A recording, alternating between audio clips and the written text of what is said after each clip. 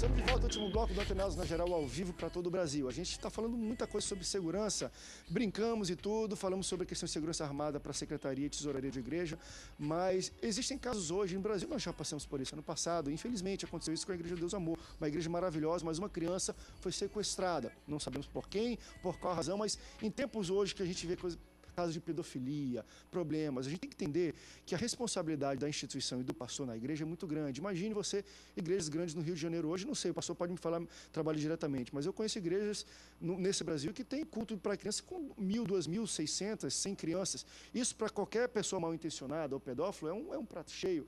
Então é necessário ter algum tipo de, não estou falando armado, mas de ter segurança para coibir essas pessoas.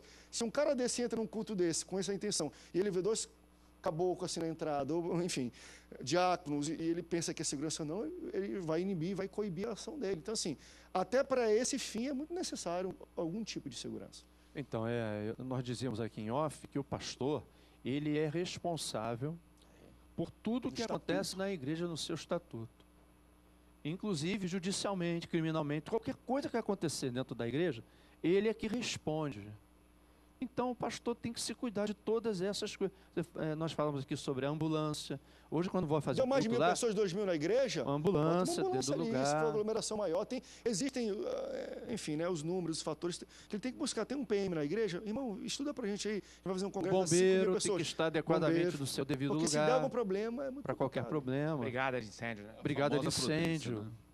Então, existem normas, só para as pessoas saberem, existem normas do Corpo de Bombeiros, existem normas de engenharia, existem normas de segurança, existe um monte de normas a serem seguidas, como as igrejas em geral.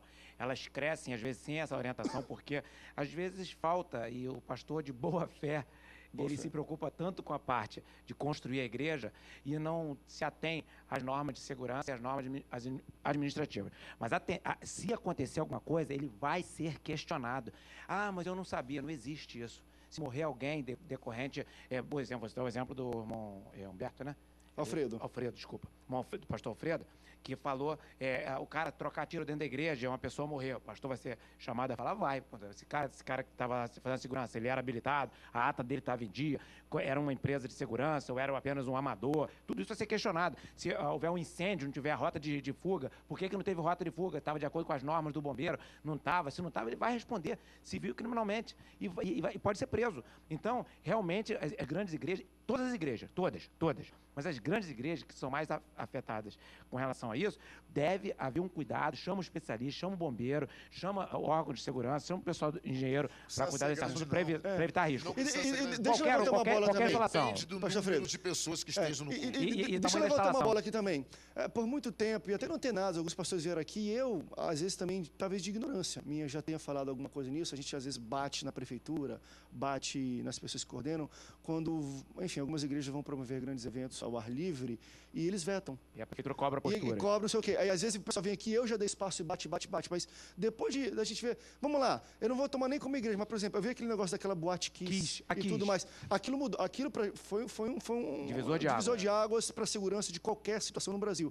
A gente tem que entender, por exemplo, eu já fui grandemente afetado por uma grande aglomeração de uma igreja, uma vez que eu estava indo em São Paulo ali, que estava uma igreja enorme abrindo, não sei o quê, que eu perdi voo. Eu me senti altamente lesado, com raiva. Eu, como crente, falei mal disso aqui, que absurdo.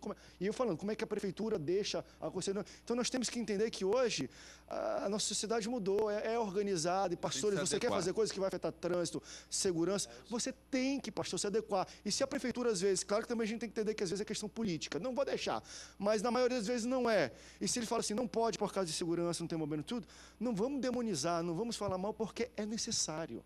Isso é para a segurança dos irmãos da igreja e principalmente para a liderança, porque se acontecer alguma coisa, cai uma telha, cai não sei o quê, bota chuva, não tem proteção, porque isso pode acontecer, mas se tem ambulância, está respaldado. Não, eu coloquei ambulância porque eles peçam. Agora, se não tem ambulância, quem responde até criminalmente é o pastor.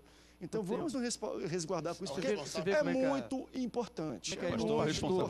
O pastor responde tanto por tudo que acontece na igreja. Eu tenho um amigo, o pastor Paulo, mandando aqui um abraço para ele. Ele, essa semana, disse para mim assim, pastor César, a polícia me parou na rua e a minha carteira, ele levantou lá, e a minha carteira estava com os pontos, já devia ultrapassar os pontos, e eu não podia estar dirigindo. Todas as contas, e aí eu descobri, mas a minha carteira, mas eu não tenho nada, não. É porque como ele era responsável pela igreja, e os carros da igreja ele acaba também sendo... Todos os pontos dos carros da igreja que o motorista cometeram de infração, caía na carteira dele. Devia estar no nome dele, então. Tudo no nome dele. Então é uma coisa complicada. Eu acho que a gente deve mesmo obedecer tudo que for a respeito de lei, criar todos os mecanismos na igreja para poder cumprir todas as normas que puderem ser cumpridas. Tudo com decência e ordem. Para não passar por esse constrangimento todo aí. É verdade. E a gente demonizou por muito tempo isso. Não deixa, prefeito, libera, isso aqui. Norma de segurança. Até para igrejas que às vezes são interditadas, norma de segurança. A gente já não viu igreja cair aí. Norma de segurança. Temos que respeitar e para demonizar e fazer a nossa parte como crente. Isso também é papel do crente. Quanto tempo a gente tem já o último bloco? Deixa eu falar um pouco sobre... Tem muito crente aí lavando roupa suja no Facebook. E fala de líder às vezes responde, e pastores, e pregador e vem e coloca, não sei o quê. E muita gente está falando, gente, e aí, poxa, vocês acham que é o ambiente certo? Tem muita gente que gosta de fazer isso, aí faz uma imagem, dá retweet, vai falando mal de não sei quem, daquela igreja X, igreja A, B ou C. Vou falar uma coisa para você. De pastores. Retweet de coisa que fala mal de pastor é considerado fofoca, tá? Fofoca não é só você falar mal de alguém. Se tu lê alguma coisa, deu retweet, botou no teu perfil, hoje em dia é a mesma coisa que falar. É fofoca, cuidado que fofoca, a Bíblia fala que o fofoqueiro, compara o fofoqueiro a quem faz, enfim, magia negra, quem trabalha com esse troço meio doido assim. Cuidado, meu querido, porque isso é fofoca. Pastores, lava roupa suja, fala mal de igreja, eu fui excluído, não gostei daquilo que o pastor falou, ou não sei o quê, no Facebook, no Twitter. Eu acho que quem é mais penalizado com isso é a própria pessoa, porque ela se expõe, porque hoje as redes sociais, principalmente o Facebook, é uma vitrine, né? Uma vitrine mundial. E ali a pessoa fica totalmente exposta, né? E causa um escândalo, né? Que é pior ainda, ela né? se expõe, ela marca revela quem ela é, marca o nome dela, enfim. Você colocar textos abrangentes, falando de temas específicos, uma coisa. Agora você citando o nome, falando direcionado para pessoas ou até mesmo para instituições, você está se expondo totalmente. Tem mais de 2 meses que eu não entro no meu. Eu criei uma coisa chamada Pitada de Sal. Todo dia eu colocava uma passagem bíblica, fazia um comentário altamente técnico, e eu descobri que as pessoas se preocupam mais em perturbar as outras com besterol, compartilhar e curtir besterol do que a palavra de Deus. Eu parei e não entro mais, eu não uso mais. Você não está compartilhando a palavra de Deus, né? Só facinho. O besterol, o que fulano falou, eu falei, peraí, eu vou ficar. Eu parei. Tem mais de 2 meses que eu não entro, ou mais. Sério. Não gostei, não curti aquela coisa. Mas o Facebook tem uma importância de você conscientizar, passar conhecimento, você expor sua opinião de forma legítima. Eu vi umas briguinhas assim, umas coisinhas. Mas a gente... Que são pessoas também ali. Mas aí eu vou dar um testemunho aqui. Eu parei. Olha, eu vou dar um testemunho aqui importantíssimo, você presta atenção. Pastor Rubem Teixeira, que é o campeão de Facebook. Ele tem mais de 50 mil pessoas. Mais de 56 mil pessoas. Mais de 56 mil pessoas. Tudo que ele posta criou uma cultura no Face de acompanhar o que ele faz, pela qualidade das coisas que ele coloca, pela sua posição sempre, obrigado, pastor, sempre afirmativa, procurando ajudar. Então, na hora que você tem um perfil teu que cria uma cultura, e aquelas pessoas que gostam daquela cultura continuam te acompanhando. Vamos ver o que o pastor Rubens está falando. Eu tenho amigos hoje que dizem, será que o pastor Rubens está dizendo hoje? Aí vai lá procurar o pastor Rubens, aí curte, dá uma comenta. Eu não cito o nome de ninguém, só cito o nome de alguém para elogiar. Não, mas eu cito para elogiar, para falar mal. E nós pastores, principalmente, né? Nós somos formadores de opinião. Então você tem, além das suas ovelhas, você tem um mundo de pessoas que sabem que você é pastor, né? Você está ali se apresentando como pastor do evangelho. Então, a gente tem que também ter essa preocupação de que nós somos formadores de opinião. Então, até as opiniões que a gente emite, né, as coisas que a gente fala, a gente tem que ter esse cuidado, né, porque vai influenciar. As proporções são imensuráveis, né? Depois que você joga lá no Facebook, é que nem bala perdida. Você perdeu totalmente o controle, o domínio. Então, meu irmão, a gente tem que ter essa responsabilidade como pastor Rubens. No dia de São Jorge, eu compartilhei toda a história de São Jorge, tudo ali. Poucas pessoas curtiram e compartilharam. Só não curtiram o São Jorge, não, né? O pessoal deve ter ficado com medo. Porque o pessoal... Eu vou como é o negócio? Retweetar, like, dá like, adiciona. Isso, vou te adicionar. Não, é porque o pastor, ele está falando uma coisa interessante. A história de São Jorge é uma história bonita. Não é? É uma história bonita. O pessoal que demonizou o negócio ia fazendo outras coisas. Quer dizer, mas o pessoal, quando olha São Jorge, deve ter ficado com medo. Porque pensa que esse São Jorge é a entidade que eles estão se referindo. Mas eu contei toda a história. É. E o pessoal, às vezes... Você não gosta de ler muito também, não. Mas Você tem gosta esse de detalhe, coisa, foto, tem que ser... Tem todo um pensamento. O negócio É frase de impacto. Com layout, É que nem poxa. televisão, aquilo é um meio de comunicação. Televisão você vê o quê? Propaganda de 30 segundos. Não vê propaganda de 10 minutos. Porque já enjoei dessa propaganda, não quero mais ver, muda de canal. Facebook Então, tem mais ou menos objetivo. isso. Eu passei outra coisa. Internauta não gosta de ler muito, não. Ele pega aquilo, já vai pra frente, descobri desligou, já foi embora, já vai pro próximo, As não vê mais. últimas, também curti. Eu descobri. Minha filha bota uma figura atrás. Não, ficou maneiro. Ah, boa ideia, boa ideia. Qual a idade da sua filha? Minha filha tem 25. Manda ela postar pelo senhor. O senhor tem filho mais jovem? Porque a sua filha tá jovem, mas o ideal é pergunta para um garoto ou uma menina de 15 anos da sua igreja. Eles sabem tudo. O adolescente, ele tem muita informação. Aliás, o pastor César é líder de adolescente. Né? Inclusive, segunda-feira vai ter um evento no Ítalo Del Cima, dos adolescentes daquele liderados dele, né? Lá em Campo Grande. O que acontece? Os adolescentes sabem tudo. Tudo que o senhor quiser saber sobre o Facebook, como é que é, o que é legal, o que o pessoal gosta. Não, eu tenho um filho de 16 anos. Pergunta pro seu filho. A sua filha, com certeza, sabe mais do que a gente, né? Porque somos bem mais velhos, entendeu? Mas o adolescente sabe tudo.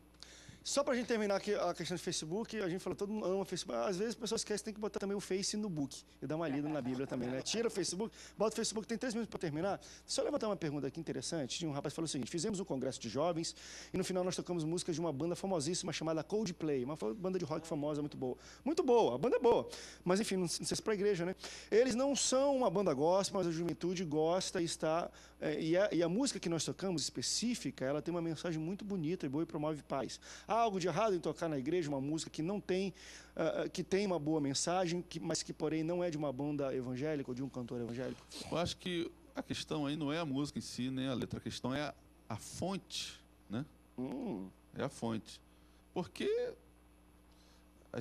a Bíblia fala, né, de fonte amarga e fonte doce. Não pode vir água doce de uma fonte amarga, não pode vir enfim, esse conceito, a inspiração da música de onde veio. né? Aonde ela foi originada, por quem ela foi escrita. Então, a letra é muito bonita, o ritmo é muito legal, mas a fonte não é uma fonte santa, confiável, né? Uma coisa que a gente vai absorver. Porque quando você ouve uma música, uma frequência sonora, você não está absorvendo apenas a letra, você está absorvendo toda a energia espiritual que tem por trás daquilo também. A música, ela tem o poder de movimentar o mundo espiritual também. Então, não é só o seu ouvido, não é só o seu cérebro que está recebendo informação. É o teu espírito, é a tua alma que também está recebendo informação. Eu quero sempre pensar que quando eu estou cantando, eu estou adorando a Deus. E a gente adora observando a letra do que você está cantando. Então, letra e música caminham junto para uma finalidade, adorar a Deus. Então, se a música não tem esse objetivo, não segue esse caminho, não serve para ser cantada na igreja e utilizada dentro da casa de Deus. Você deve evitar isso, deixa de lado, não é o momento. Olha só, o pastor Tiago falou a respeito da energia que... Olha só, do ponto de vista físico, isso é uma onda que tem uma frequência mesmo. E a onda, você tem como calcular da física a energia daquela onda. De uma forma ou de outra, existe uma energia da física. A energia espiritual provavelmente existe também, porque existe uma mensagem, existe um conteúdo e uma origem. Então, querido, a música, ela influencia a sua mente. Ela perturba ou alegra. Né? Então, uma mensagem subliminar pode ter, enfim, cuidado com o que você está cantando. Na dúvida, não cante. Quer cantar de paz? Vai na harpa cristã. Paz, paz, perfeita. Não é nem na harpa, isso é um corinho, mas tem na harpa cristã, tem música evangélica que fala de paz também, querido. A paz vai pegar e a alegria. Obrigado, pastores, pela audiência de vocês aqui no Antenaus Geral. Da próxima vez tem que chamar o pastor Frito que traz o melhor suco do mundo. É o dele. Deixa eu fazer aqui um comercialzinho meu. Já está acabando, estamos terminando, mas... Amanhã, dia 29, às 17 horas da tarde, todos os adolescentes do Ministério Madureira estarão reunidos... Amém. Ítalo da Silva. Não vamos estar ali no Mestre da Silva. Desculpa, é Mestre da Silva, desculpa.